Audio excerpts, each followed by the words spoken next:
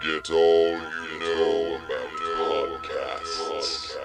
We welcome you to an experience uniquely different.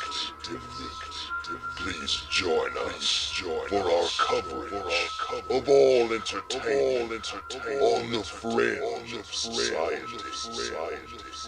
The candles are lit, the lights are down low. It is now time to welcome our host as he steps up to the pulpit. The sacrifice has been prepared for the midnight black mass. Ghastly greetings, groovy ghoulies, and welcome to another edition of the Midnight Black Mass. It is I, your host, the maniacal minister, the cult, the devil you know, the Reverend, the Dragon, Dan Wilson, and my crew is finally reassembled. The asshole Avengers have reassembled before your very eyes. First of all, the one-man gangbang, Andrew Alexander. Where the fuck have you been?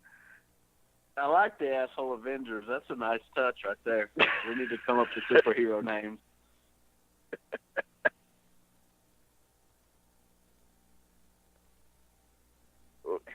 Well, how the fuck have you been? You ignored my question, you dick. Oh, I didn't have a particular answer. I just been doing very, and then, I mean, one week we just didn't have a podcast. Yeah, sometimes that happens. But we better get this podcast moving along because it's past Tank's bedtime. Speak of the devil, our resident retiree, the strong style psycho Tank. How's retirement? I feel like a fucking retiree. I was just telling them before we went on about me being in bed by like 9:30 Saturday night. That I'm an old fucker. You have not yet gone to Hardee's. You've not yet gone to Hardee's and joined the Dead Becker Checker Club. Why do old people go to Hardee's? Why do those old guys go to Hardee's? Good fucking question. I don't know. I don't know. And I mean, that's like, they don't go to Bojangles or Crystals or McDonald's. Really, it's all Hardee's. Yeah, man, they wear that fucking place out. They do. They sit there and just talk shit and drink their coffee. And I mean, I imagine they eat a biscuit at some point, but you know, they're sitting in there for hours at a time. So. And a lot of them are rude as fuck, man. Like, I guess they feel like since they're fucking old that you have to like lick their balls or something. I was at one in Hickson one morning. I was by myself, and this one lady just came and took a chair from my table. Didn't ask her nothing. She just took that shit and looked at me like, "Say something, motherfucker." And I was just like, I just finished my biscuit and got the hell out of there. Do you think any old people have ever died at Hardee's? Surely that's happened, right? Oh yeah, as much coffee as these motherfuckers drink and gravy biscuits that they eat, it can't be too goddamn good for them.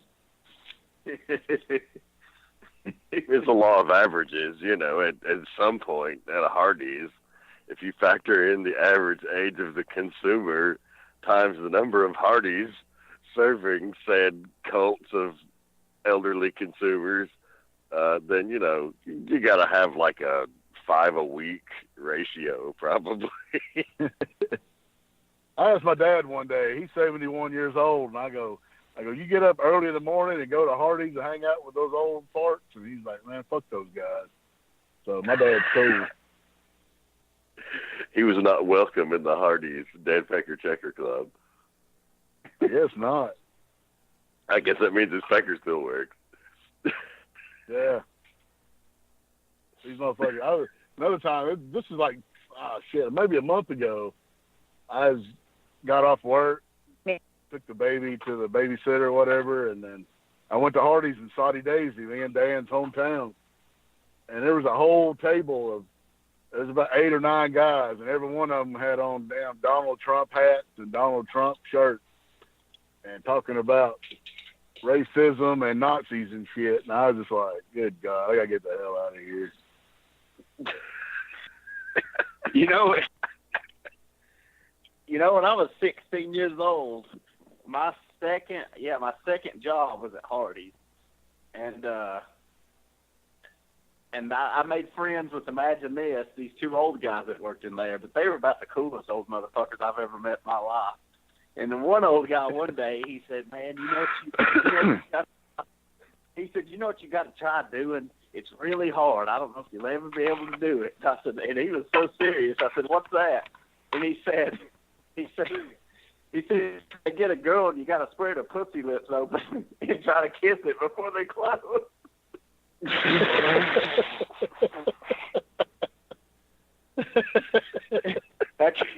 Now keep in mind, I'm 16 years old, so that shit was, I mean, it's fucking funny now, but I was about fell on the floor then.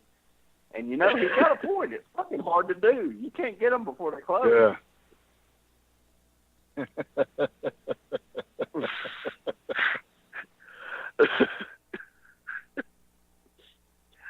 I don't even know where the fuck we go from there. Like, oh man, I think that was the end of the show.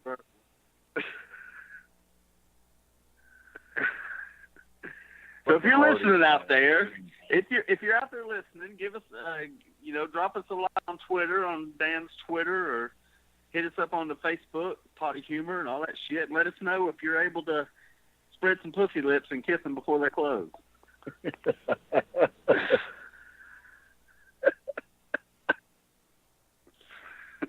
We'll put a poll on the Facebook page. Yeah. So, lots of interesting things have been going on.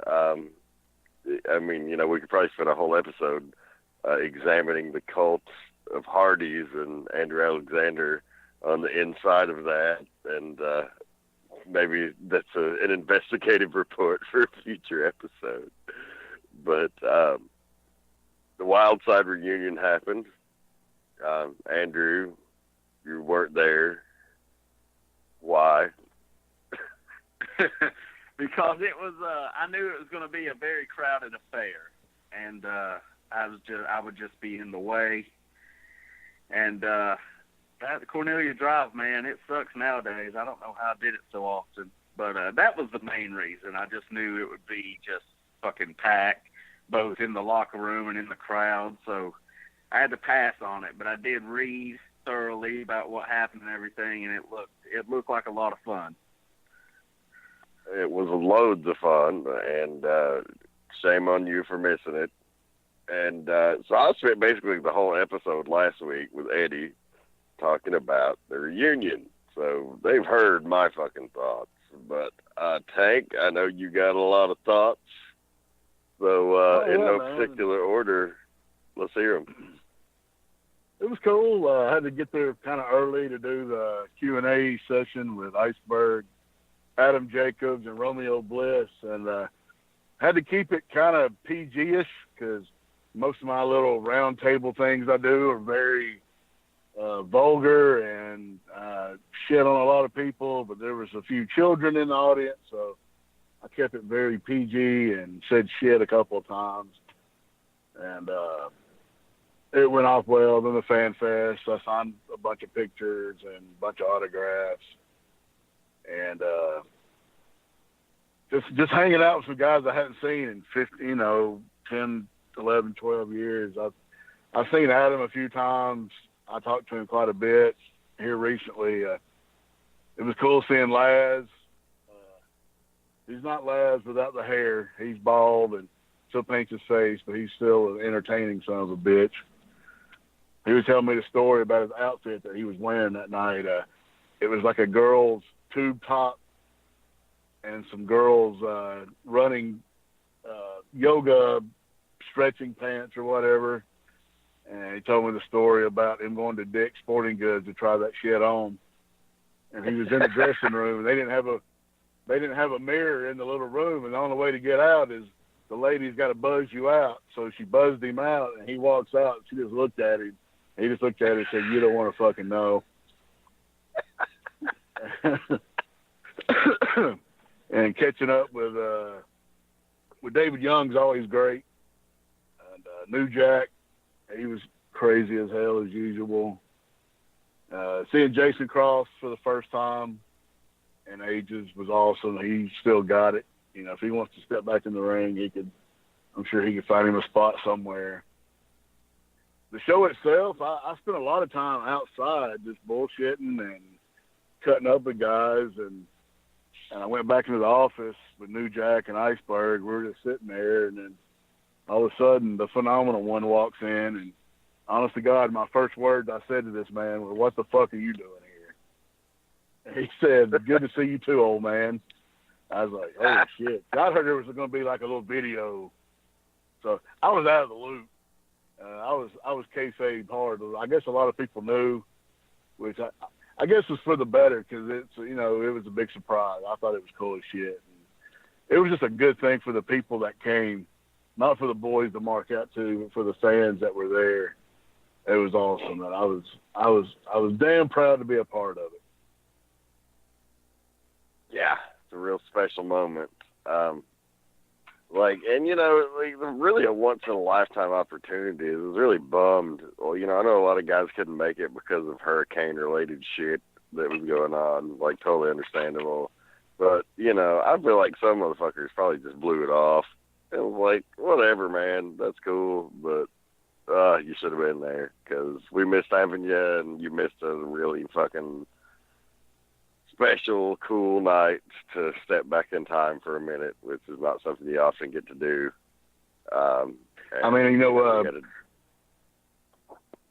Rain Man not showing up, that was disappointing, but, he was stuck in a fucking hurricane. But there's some other motherfuckers around the Atlanta area that could have fucking made it and didn't, so, fuck you. Who were those motherfuckers? I'm a little disappointed, honestly, in, I don't know what happened with Pomp and Circumstance, but allegedly some work thing was the excuse they gave, but, they were scheduled to be there, and, I was a little pissy. That was like, man, what the fuck, guys? I didn't even think about that when I read the thing. Yeah, they didn't make it. They were on the lineup sheet to be a part of it, but they didn't make it. So I did have a couple questions coming from it. What happened to Laz? Why did he stop working or kind of disappear? I mean, I don't even think I've ever met him. If I have, it was just once or twice. But why did he stop working? I think he was just one of the guys. He actually just took a hiatus and just didn't know fucking. He just took a break and got married and just didn't come back. I think that happens to a lot of guys, because he wasn't real injury prone. He might have just.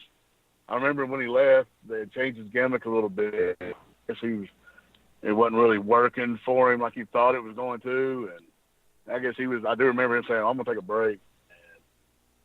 And I didn't see him again until last Saturday night. Well, I can confirm that angle was the worst angle of all time in Wildside, and making Laz no longer Laz was a fucking terrible idea. Well, I fell into the rabbit hole on YouTube. After I read that report, I was in bed and I was tired, and I typed in NWA Wildside on YouTube, and I was up to about 3 in the goddamn morning watching Wildside videos.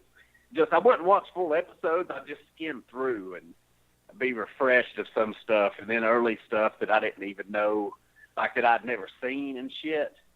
And yeah, I don't know if y'all watched some of that, but you need to, because the goddamn band looks fucking ridiculous.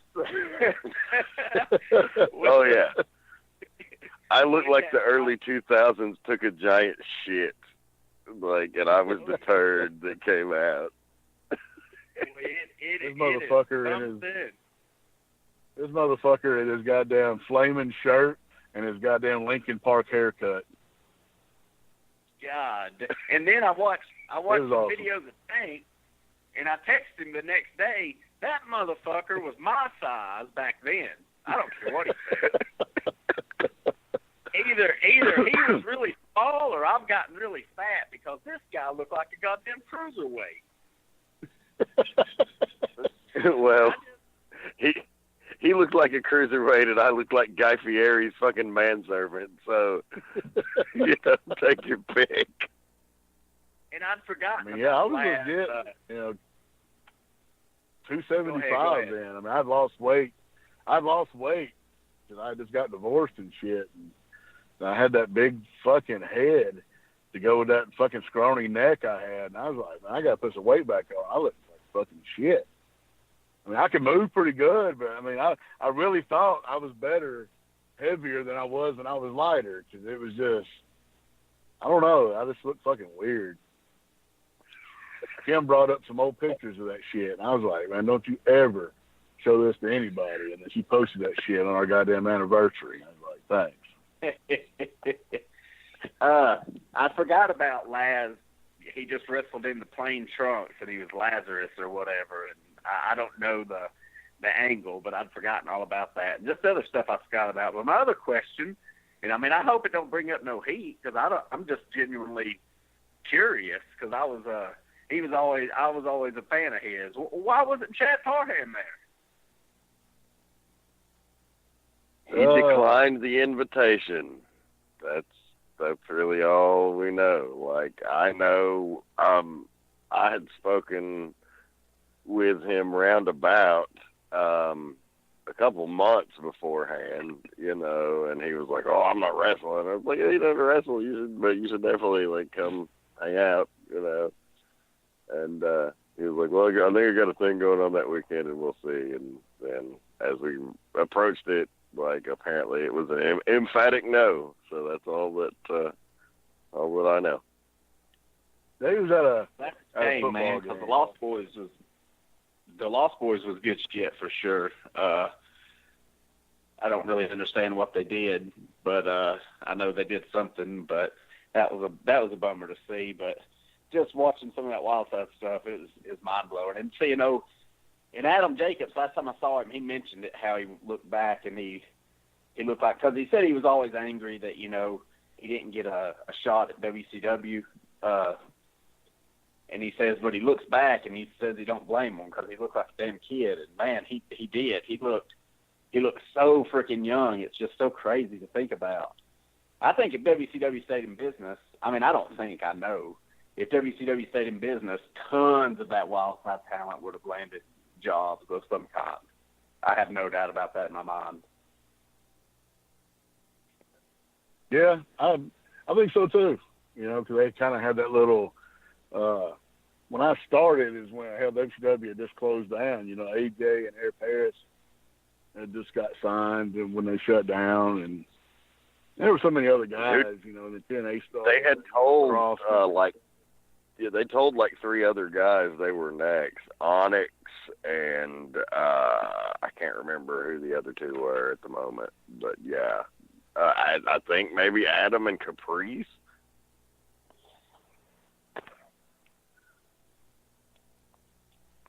But, yeah, man. Go ahead. No, I was just about to say, about 2 weeks leading into it, I've watched a shit ton of YouTube videos of Wild Side, and like I said in that Q&A, I was like, there was a ton of great shit, but there was also some bullshit that went on too. Some of the guys that Bill would bring in for enhancement matches that had no fucking clue or reason being in the fucking ring. And I think he knows that. I even told him, I was like, man, you booked some shit back then. He goes, yeah, I know. He goes, I booked you. I said, fuck you, motherfuckers. Me and Bill, though, we had like a heartfelt moment that Saturday night where he was just, he told me he was fucking proud of me, and he always wished I didn't do the death matches because I was better than that. And I was like, I know that too, but the death matches paid more money. So if most people ask why I did them, it was for the money. It wasn't because I like fucking cutting myself and rolling around in barbed wire. Because at the time, Well, I think know, also. Well, I was gonna say, I think now, also like the business is fragmented into such a like point. Like that's the only place you can get almost any blood and guts. So it's like if you like that, then you got to go all in. Oh yeah.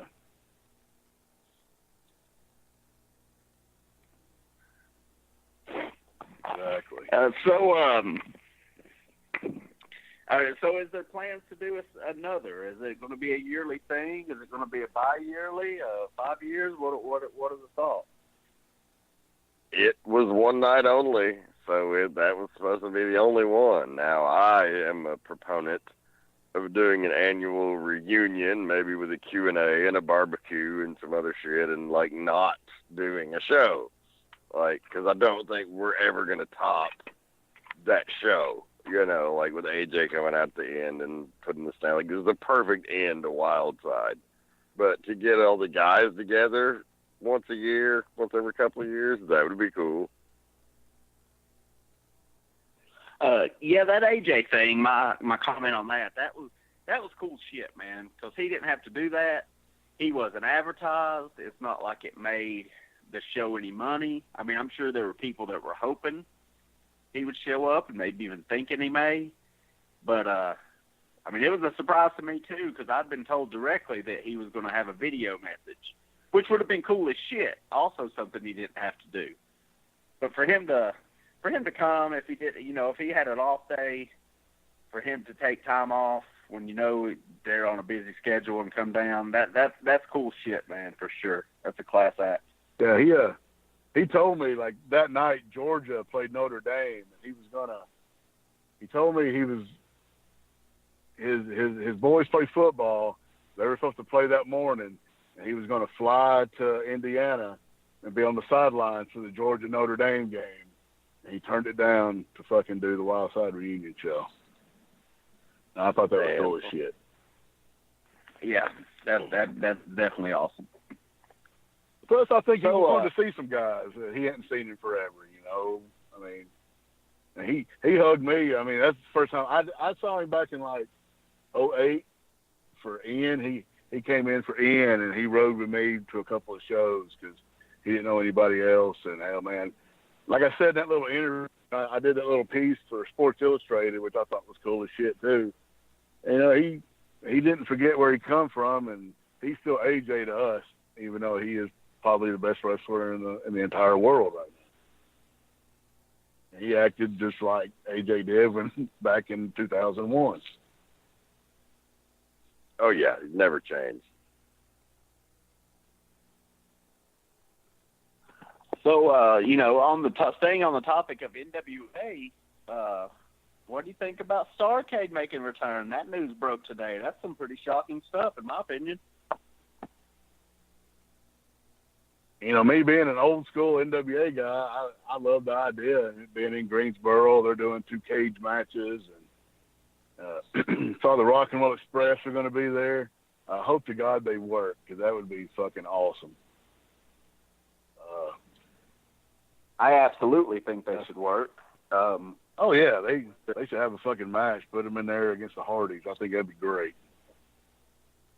Yeah, you could do an 8-man, a 6-man. You could do a straight tag. I mean, there's obviously they could do some stuff. I hope maybe by then Flair's able to make an appearance of some kind. I don't know. I wish. Part of me wishes it was a little different. I wish it was. But it not being a pay-per-view is kind of the old school feel. If you want to see it, you're going to have to be in the building. So it's a double-edged sword, but I wish it could be a little bit of a bigger thing, a little hyped up and made kind of a bigger, which, you know, it's still early. Maybe they will, but they seem to have announced the card already, just kind of threw it out there instead of building to it on TV and stuff. But, you know, maybe it's an experiment for them. But either way, it's cool. It's cool as shit just seeing the name, seeing the logo, it being in Greensboro, just everything like that. You know, they'll play up a lot of the history, you know, like you said, the Rock and Roll Express. I think Steamboat's supposed to be there. I wouldn't be surprised. Maybe they'll get Arn. You know, then maybe they get a couple guys. I think it's pretty cool. Yeah, I Oh, yeah, agree. most definitely. I think it's a good idea to capitalize. They have these names, you know. Like, is it going to be the same? No, it's never going to be the same. But, I mean, they at least could do, like, a cool network special on it. Like, you know, pay some tribute. Like, at least acknowledge that history. You know, that's more than they've done. So for the people that are going to raise hell about, oh, well, they're not doing, it's not really Starcade, it's a bastardized version. Well, like, well, no shit. It's a tribute to Starcade. Like, I think we can all agree on that. Then enjoy it for what it is, right?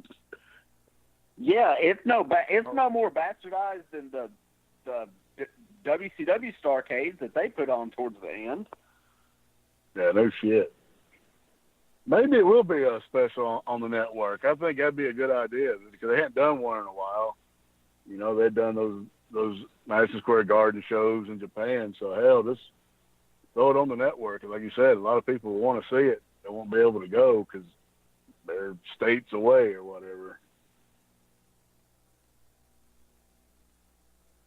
Yeah, I think that would be cool. I definitely watch so it.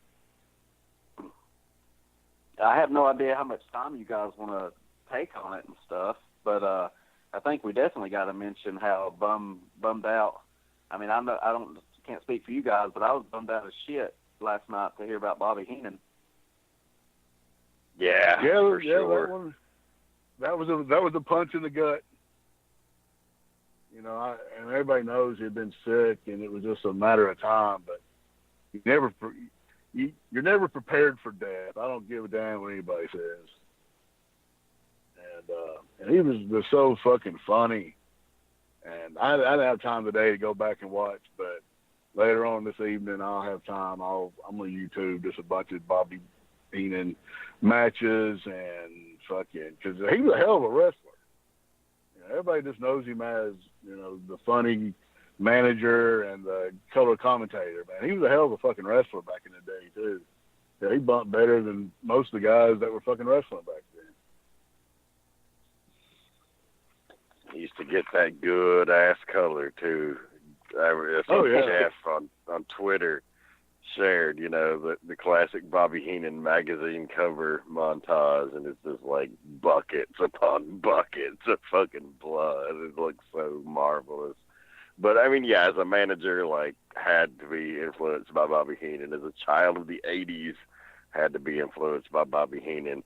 And like, you know, a lot of motherfuckers are coming on like, if it wasn't for Bobby Heenan, I wouldn't be in the business. Well, like, I almost think that's like a no shit kind of question. Like, yeah, Bobby Heenan influenced you like motherfucking oxygen influences you. Like, you know, like if you watch wrestling, you were influenced by Bobby Heenan because there was nobody better than him at what he did. I always say, like, Cornette is my favorite manager of all time, but Bobby Heenan is the greatest manager of all time because if you look at any measurable field as far as skill level, Bobby Heenan is 10 across the board.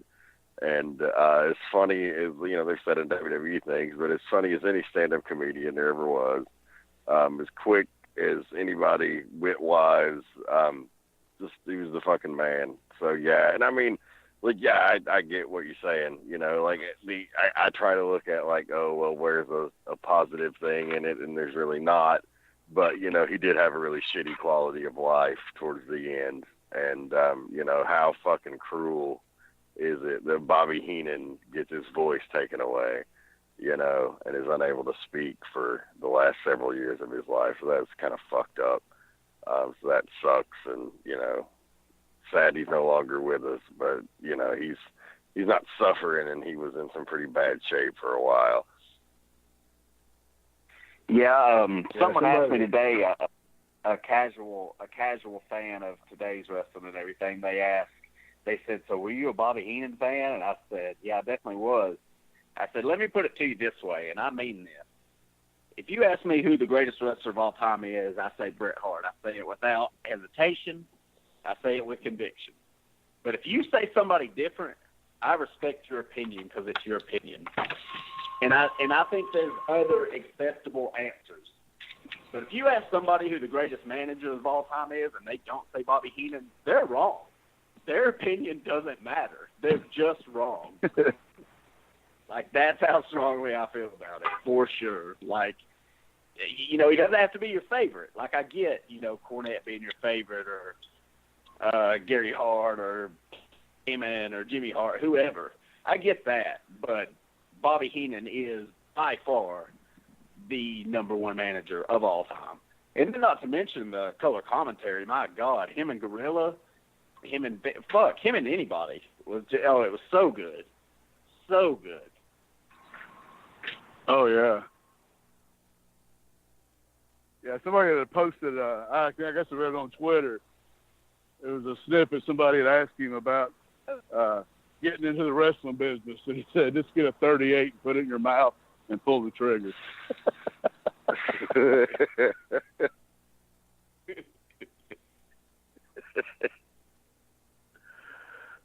Like I'll find myself watching. Oh yeah. Yeah, I'll find myself watching, you know, old, like, syndicated shows just to listen to Bobby Heenan's commentary, and I'm fucking cackling the whole way through.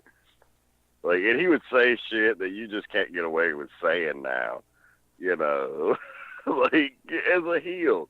Like, that's the thing I don't understand, like, that really perplexes me about the modern dichotomy of wrestling. It's like, yes, so we openly accept everything as a performance art, so there's no wrong way to do it.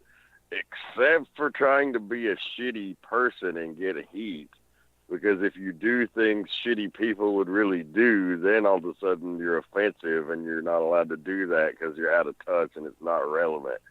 Like, how the fuck does that work? Like, in movies, bad guys still get to be bad guys. In wrestling, Bobby Heenan was that. Like, one of the ones that always makes me laugh, so full of guilt, but it makes me laugh regardless, is that when Tito Santana is getting his ass whooped, he's like, "Oh yeah, Tito Santana's like a cue ball. The harder you hit him, the more English you get out of him."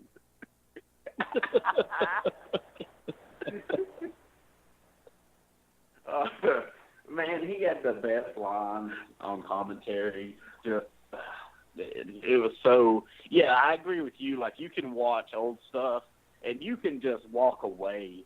Don't even watch the match. Just listen to that commentary, and you will be entertained, and you will enjoy watching it.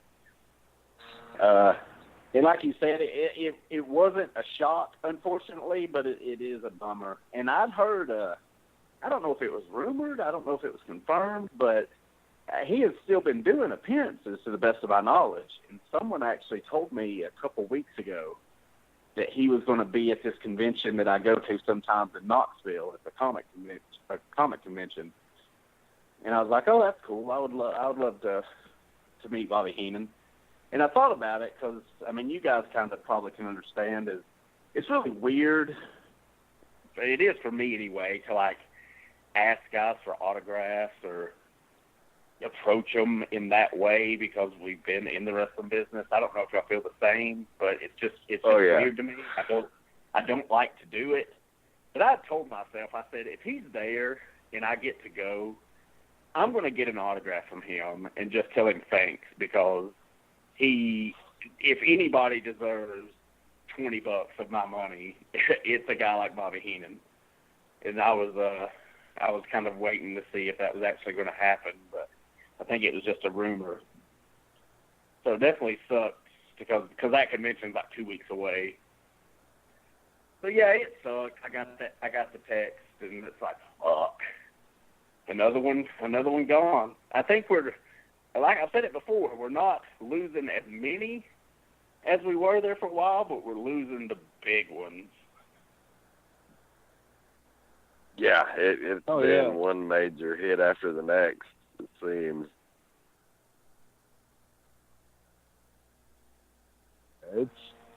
You know, like we had a scare with Flair last month. It was like, man. And I texted both of y'all that morning. I was like, if Flair goes, I'm done. I don't know if I'll be able to handle that shit or not. Talk about like the one-liners. One of my favorites. It wasn't even that big of a deal, but I never forget it when the boss man came to WCW. And he runs out and does his thing, and Heenan goes, That's the boss. Man, is he big. Man, I about fell out my damn chair.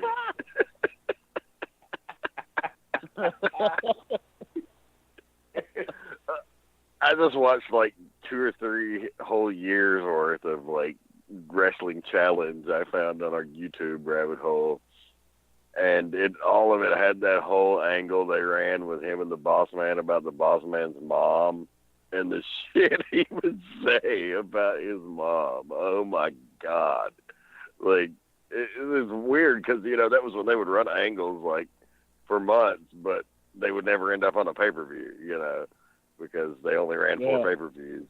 So, it was one of those angles that only ran on TV and at the house shows, but like I think that one kind of got messed up because Rude left.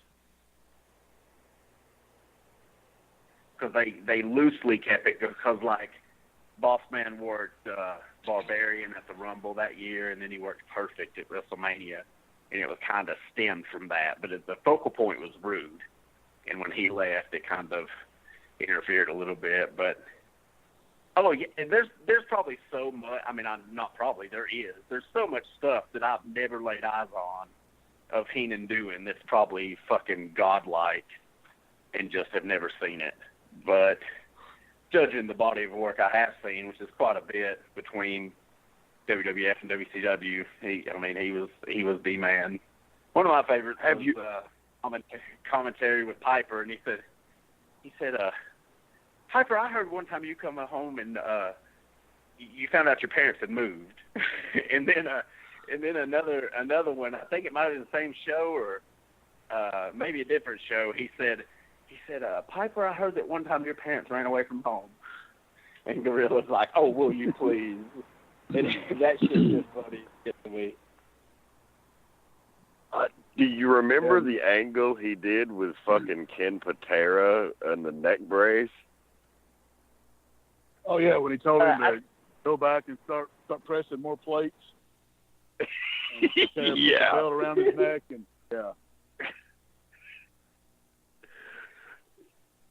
That's when he gave him shit about getting out of jail. Was it after he got out of it?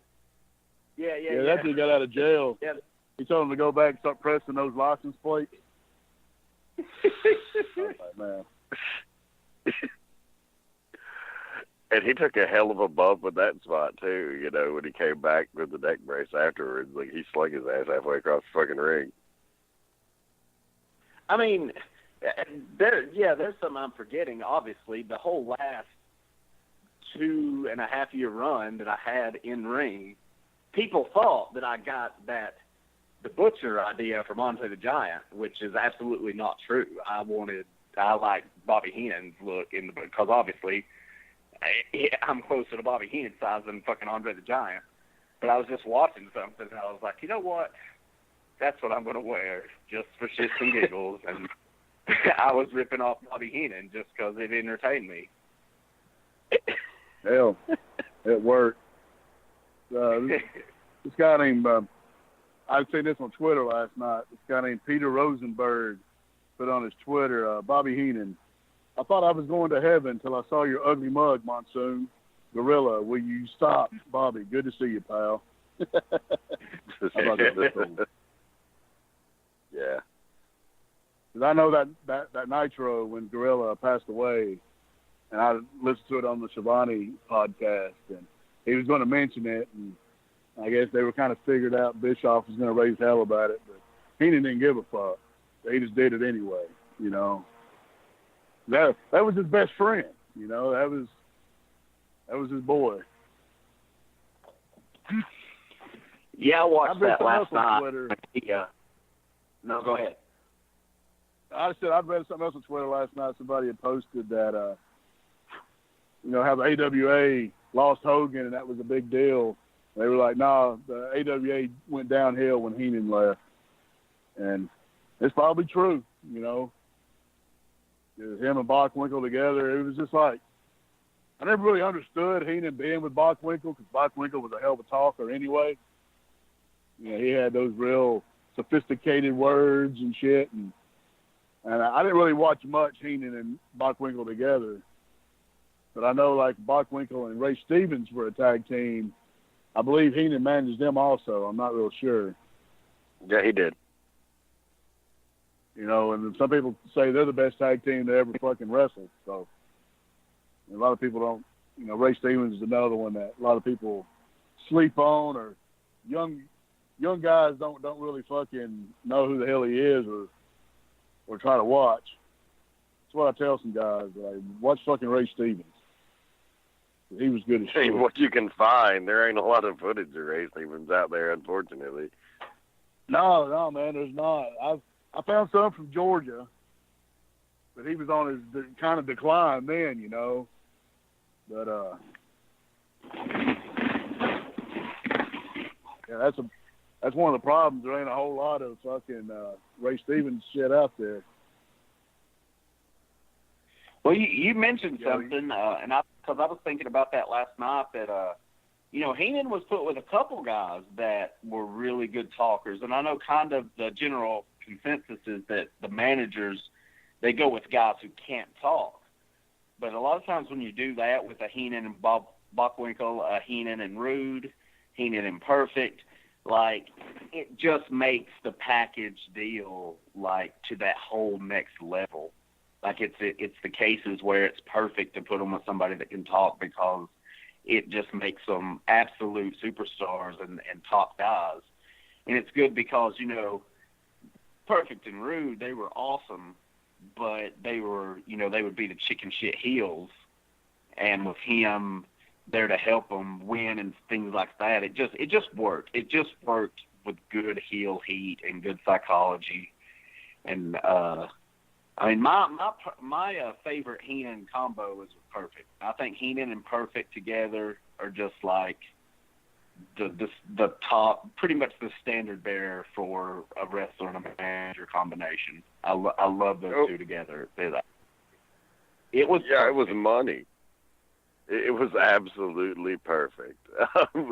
But also, like, with them, I always wondered why Perfect never got another run on top once he had a Heenan with him, because he got that run on top with Hogan when he had the Genius as his manager. And, he did good business with Hogan on top for a several-month period. And Rude did, pretty good business on top with the Warrior for a 7-month period where he did have Heenan, but then when they put Perfect and Heenan together, he never, he was intercontinental status pretty much from there on.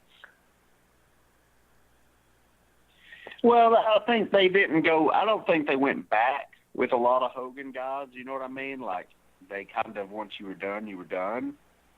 Plus, with him being a world champion, that was kind of a whole different spot on the card that he occupied.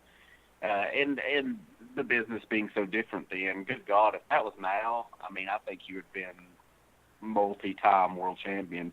Because hell, he should have been anyway. But if it was now, he would be, he would be in the main event picture, I think, for sure. Especially with Heenan with him.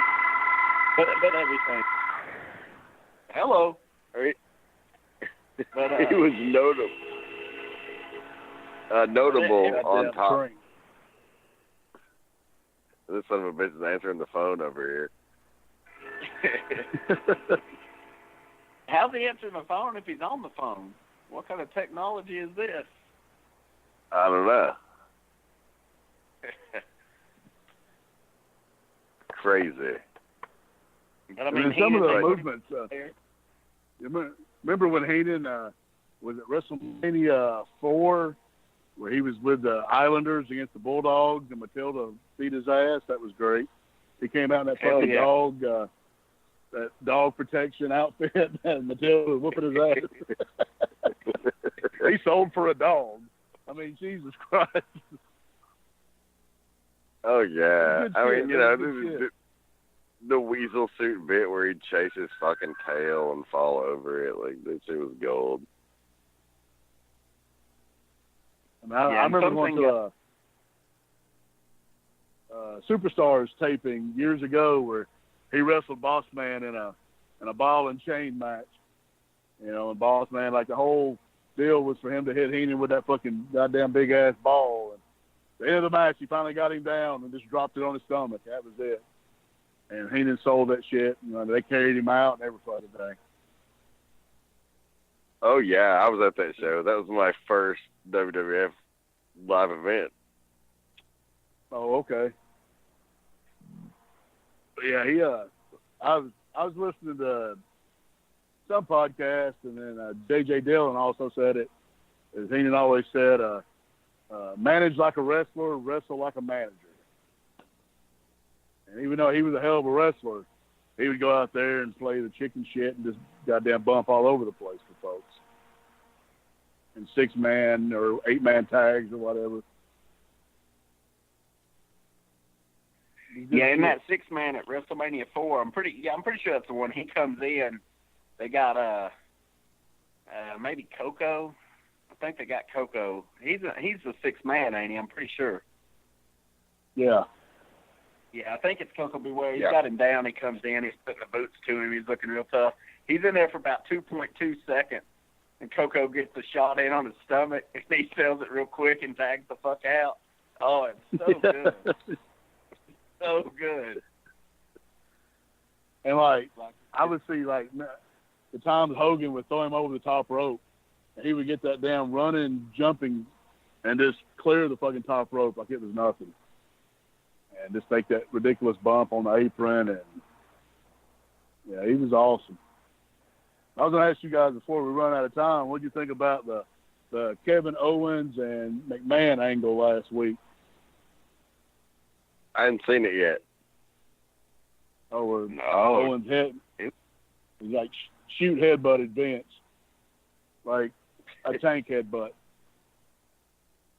God damn.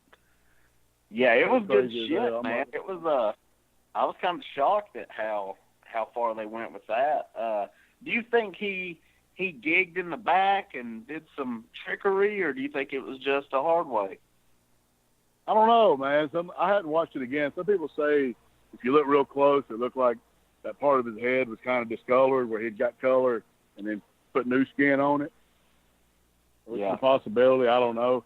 I kind of hope it is just hard way, because that just makes it even more awesome. But I was just thinking if Vince had to get talked out of taking that fucking power bomb on the apron. You know, he's stupid as shit. You know, Vince will take some shit. He's probably like, hey, won't you give me that goddamn power bomb on the apron? And Trips is probably like, no, you might need to stay away from that shit. Yeah, I might cripple your ass. You know, Vince is a tough guy. He wants to show he can hang with the boys. It still cracks me up that he wants to do it at 70-something. But, hey, if he wants to let somebody headbutt him in the face. And I'm more hoping it was that he got color, because maybe that is now we're lightening up all of them. We'll allow it every now and again. Yeah. Yeah, because if he got color in the back, it's like, why wouldn't you allow anybody to? I don't know. Maybe they just want to trick sponsors or shareholders or whoever the fuck they got to impress and make it sound like it was hard way. But they didn't do the shit where the doctors try to interfere and all that stuff like they have so many other times. No, they haven't done that in a while, though. Yeah, I guess that's true. Yeah, it was interesting all around. It was something to see. I mean, because I figured it was kind of a simple, and it was kind of simple. But when you think about Vince's age and you think about it, Vince, getting your hands on him is always a big fucking deal. But the headbutt, it looks solid, but it doesn't look like it would kill anybody. But then he falls down and instantly starts bleeding, and you're like, oh fuck, you can't underestimate those headbutts. No shit. But I will say, Adam Pearce gets more TV time than most of the fucking wrestlers in WWE. Because whenever there's a pull apart or whatever, Adam Pearce is right there. And I noticed that last week. He was the first one in the ring and trying to tell Kevin Owens to stop. And I was like, he's got more TV time than like I said, half the fucking roster. So good for him. You know, shit. He's got more TV time as an agent than he did in a 20-year career as a wrestler. Yeah, true.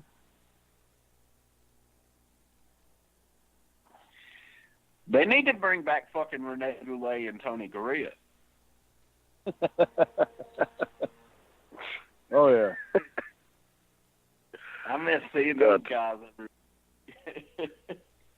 Fucking Tony Garea is too busy writing the checks to the jobbers. Holy Daisy, where the fuck is that?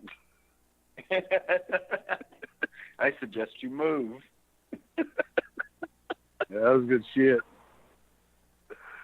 You know, that was one of the something cool else things about doing that Raw spot, because I was standing there in that line with you guys, and I was thinking, I was like, holy shit, man. I grew up seeing that guy so damn much. Oh, yeah. Seen him get his ass whipped on old Coliseum videos, and then later as an agent. Yep. You know, back in the late 70s, he was a world tag team champion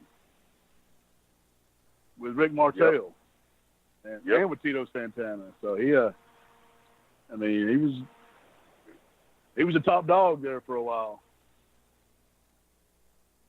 Rene Goulet, not so much. No, that motherfucker. You know, down in Georgia, Rene Goulet was like a fucking big time heel. I mean, like, he would get heat on like Tommy Rich and shit. He'd wear this damn glove, and he was doing the shit before Ted DiBiase ever did. Wearing the glove, loaded up, knock people out with it. I hated that motherfucker. And it was always weird because he was a badass, like in Georgia, and he went to WWF and was just, you know, your normal enhancement guy, and got his fucking brains beat out every week. And I was like, man, I go, these guys up there can't be. I go, these guys can't be that much tougher than these motherfuckers in Georgia. That's bullshit. Somebody's tough wrestling too, goddammit. If he wasn't getting his brains beat in, he was going to a goddamn 15-minute draw with Sal Balomo in the opener. or goddamn quick draw Rick McGraw. Yep. Quick draw. Hey, this is no lie, yeah. Back on USA Network, they used to show like Madison Square Garden shows and Boston Garden shows.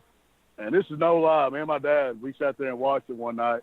It was like the second or third match, and Rick McGraw beat Rene Goulet with a monkey flip. A monkey flip? A goddamn monkey flip. He shot that fucker in the corner, came in, gave him the big flip, rolled over on him, 1, 2, 3. And my dad, you know, I was still new, and my dad was even like, God damn, he beat him with a monkey flip. That's bullshit.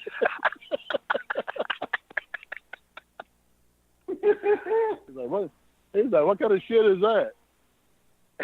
You know, we mentioned stuff here and there. I mean, we always tell a story or two sometimes. But I thought about Justin, we need to have a whole episode where we just talk about like wrestling and shit that we experienced growing up. Okay, next week it's on. Oh yeah. If that makes sense, I mean, because we got 3 different perspectives, really, even though we all saw a lot of similar stuff. Tank is old as dust, so he saw a lot of shit that we would never see. And Dan was more of a WCW, NWA guy, and I was a hardcore WWF guy. And even though we obviously saw and know each other the shit we're going to say, but we just have different perspectives on it, everything, as kids. Oh, yeah. That'd be about a goddamn 3-hour episode with my dumb ass. Oh, I got some hilarious stories. I'll have to tell the story about the time Ace Rockwell fucking spit a goddamn loogie between Pete Gass's eyes at a house show. I have never heard that. Oh, God, yeah. I'll definitely tell it. Don't let me forget. Because I always love, I mean, I could sit and listen to Tank and Jeff G. Bailey talking about shit they've seen live or seen growing up all day. Like, I don't know. I just get mesmerized by it. I can't even explain it. It's just so cool to me, shit they've seen.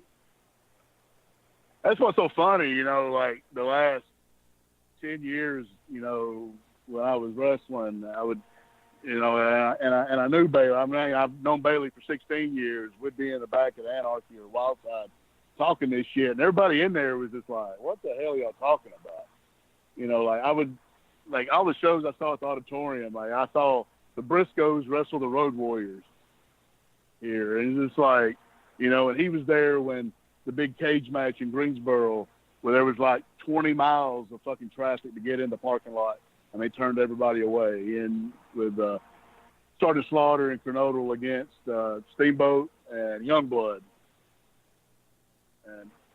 And Bailey saw more wrestling than I did because I guess the area he was in, he had Greensboro, Charlotte, and Raleigh, and like Spartanburg.